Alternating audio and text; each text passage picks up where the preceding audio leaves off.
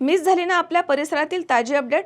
अहो मग आजच C24 तास या आपल्या यूट्यूब चॅनलला लाईक करा, शेअर करा, सबस्क्राईब करा आणि बेल आयकॉनवरती क्लिक करायला अजिबात विसरू नका. पावसाळ्यामधील साथींचे आजार आणि जीवनशैलीशी संबंधित आजारांबाबत जनजागृतीसाठी अशोका मेडिकल हॉस्पिटलनं पत्रकार परिषद घेतली.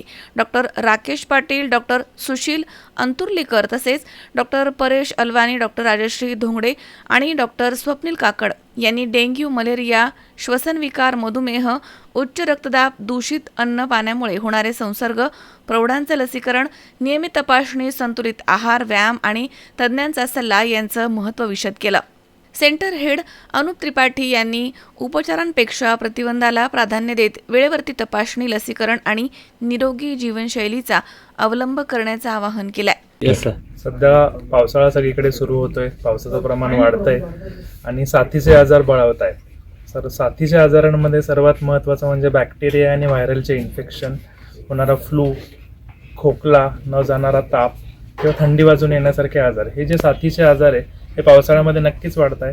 नाशिकसारख्या शहरामध्ये जिथे सध्या खूप खड्डे आणि पाणी साठण्याचं प्रमाण वाढलं आहे, अशा ठिकाणी मच्छर याची ग्रोथ होते आणि त्यामध्ये मलेरिया किंवा डेंग्यूसारखे आजार पण बळावत आहे. तर आपल्याला नक्कीच हे सर्व साथीचे आजार प्रिव्हेंट करण्यासाठी तुमच्या फिजिशियन किंवा चेस्ट फिजिशियनच्या सल्ल्याने त्याचं योग्य वेळी निदान करण्यासाठी, ज्या रुग्णांना थंडी ताप येतोय, ज्या रुग्णांचा खोकला लवकर बरा होत नाहीये, ज्यांना घशात खवखव जाणवते, अंगदुखी, डोकेदुखीसारखे आजार आहे, जॉईंट पेन जास्त होतोय किंवा थंडी ताप खूप वाचते, अशा पेशंट्सने नक्कीच तुमच्या फिजिशियनचा सल्ला लवकर घेतला पाहिजे. आपल्या अशोका हॉस्पिटलमध्ये न्यूमोनिया, ARDS आणि जे पण कॉम्प्लिकेशन्स आणि व्हायरल न्यूमोनियाचे असू दे, बॅक्टेरियल न्यूमोनियाचे असू दे किंवा डेंग्यू, मलेरियासारखे आजार असतात, त्याची सर्व ट्रीटमेंट आपल्या मेडिकल हॉस्पिटलमध्ये उपलब्ध आहे.